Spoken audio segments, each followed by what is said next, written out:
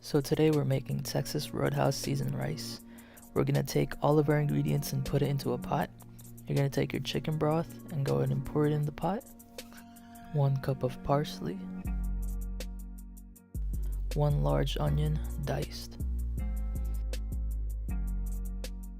Half a cup of soy sauce. 2 tablespoons of paprika. 2 teaspoons of garlic powder. 1 teaspoon of cayenne pepper.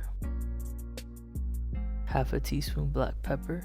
Half a teaspoon salt. And now go ahead and give that a mix. Alright, we're going to take a stick of butter. I'm going to go ahead and melt it down. Once it's melted, go ahead and add 2 cups of rice. Give that a stir. And we're going to brown it for 5 to 7 minutes. When it's brown, it should look like this.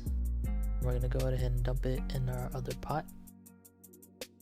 And we're going to bring this to a boil for about 5 minutes. And after that 5 minutes, we're going to let it simmer for 15 minutes. When all that's done, your rice should look like this.